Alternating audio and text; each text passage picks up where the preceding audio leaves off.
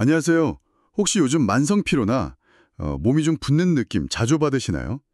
이게 그냥 나이 탓이겠거니 하고 넘기기 쉬운데요.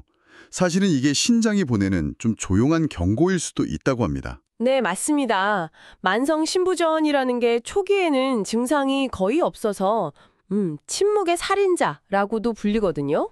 방치하면 나중에는 투석이나 이식까지 필요한 상황이 올 수도 있죠. 아, 정말 무서운데요. 그래서 오늘은 저희가 이 만성 신부전을 잘 관리하고 또 극복하신 분들의 실제 경험, 그 만성 신부전 극복 희망 가이드라는 자료에서 좀 내용을 가져와 봤습니다. 이걸 바탕으로 병의 진행을 늦추고 또 삶의 질을 높일 수 있는 그런 구체적인 방법들을 좀 깊이 파헤쳐 보려고 합니다. 네, 좋습니다. 특히 약물 치료 외에 우리가 일상에서 직접 실천할 수 있는 그런 노력들에 초점을 맞춰 이야기 나누면 좋겠네요. 절망 대신 희망을 찾는 시간이 되길 바랍니다. 네. 어쩌면 이 병을 관리하는 걸 넘어서 이전보다 더 건강한 삶을 찾을 수도 있는 그런 방법들이 아닐까 싶은데요. 자료를 보니까 크게 세 가지 핵심이 있더라고요. 식단, 생활 습관, 그리고 마음가짐. 그렇죠. 맞습니다. 이 세 가지가 정말 중요합니다. 그럼 먼저 식단 관리부터 좀 자세히 들어볼까요?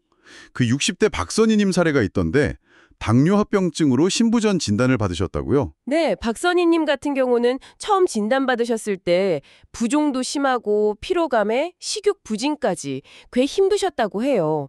그런데 의사 선생님 조언을 듣고 식단을 정말 철저하게 바꾸셨습니다. 철저하게요?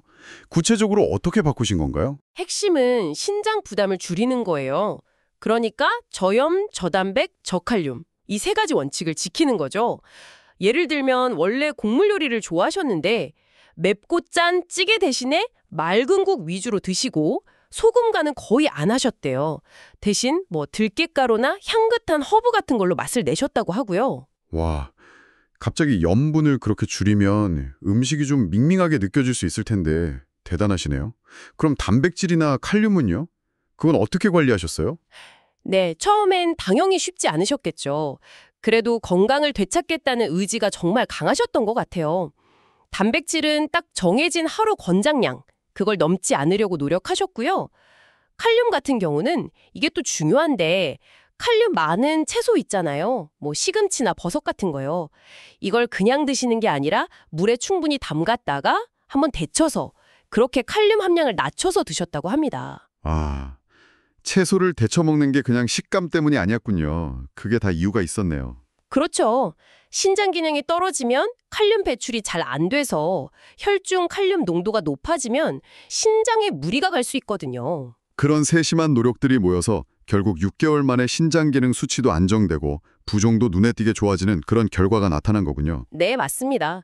꾸준함이 정말 중요했던 거죠. 아, 그리고 식단 외에 이뇨작용 돕는다는 옥수수 수염차나 노폐물 배출에 좋다는 팥 이런 것도 좀 챙겨 드셨다고 하고요. 그렇군요. 정말 식단 관리가 중요하네요. 자, 그럼 두 번째 핵심으로 넘어가 볼까요? 생활 습관 개선. 이번엔 70대 오정민님 사례인데요. 네, 오정민님은 신부전 초기 진단을 받으셨는데 평소에 물을 거의 안 드셨다고 해요. 활동량도 아주 적으셨고요.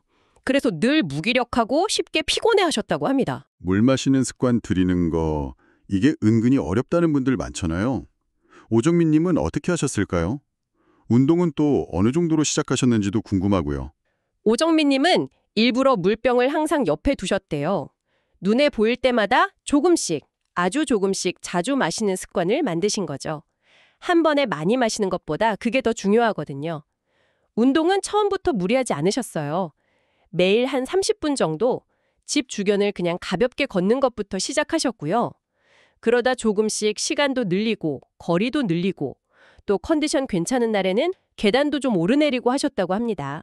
아, 신장에 부담 주지 않으면서 혈액순환도 돕고 또 혈압 관리에도 좋은 걷기 운동부터 시작하신 거군요. 그렇게 꾸준히 하셨더니 피로감도 줄고 몸도 가벼워지셨다고요? 나중에는 걷는 즐거움까지 알게 되셨다는 게 참 인상 깊었어요. 그렇죠. 몸이 달라지는 걸 느끼니까 더 꾸준히 하게 되고 선순환이 된 거죠. 네. 이제 마지막 핵심 요소인데요. 바로 마음가짐입니다. 50대 최윤서님 사례를 보면 진단 후에 인생이 끝났다는 생각에 우울증까지 겪으셨다고 하더라고요. 네, 맞아요. 사실 병 자체보다 그 병에 대한 막연한 두려움이나 절망감이 증상을 더 악화시키는 경우도 있거든요. 최윤선 님도 처음엔 정말 힘드셨는데 어떻게 그 힘든 시간을 이겨내셨을까요? 가장 큰 힘은 가족들의 지지였다고 하고요. 그리고 스스로도 병에 대해서 그냥 두려워만 할 게 아니라 적극적으로 공부를 하기 시작하셨대요. 만성신부전이 불치병이 아니라 관리가 필요한 만성질환이다. 이렇게 인식을 바꾸신 거죠. 그러면서 불필요한 불안감이 많이 줄었다고 합니다. 아, 아는 것이 힘이라는 말이 정말 여기서도 통하네요. 네, 그리고 온라인 커뮤니티 같은 데서 비슷한 상황에 있는 분들하고 소통하면서 정보도 얻고 또 심리적으로 위안도 많이 받으셨다고 하고요. 정보 공유뿐 아니라 정서적인 지지도 중요하군요. 그렇죠. 또 매일 아침 거울 보면서 나는 건강해질 수 있다. 이렇게 긍정 확언을 하시고 뭐랄까 자신을 돌보는 작은 행동들 있잖아요. 좋아하는 차 마시기나 가벼운 스트레칭 같은 거요. 그런 걸 보아서 나만의 건강 루틴을 만들어서 꾸준히 실천하셨대요. 아, 나만의 건강 루틴라 좋은데요.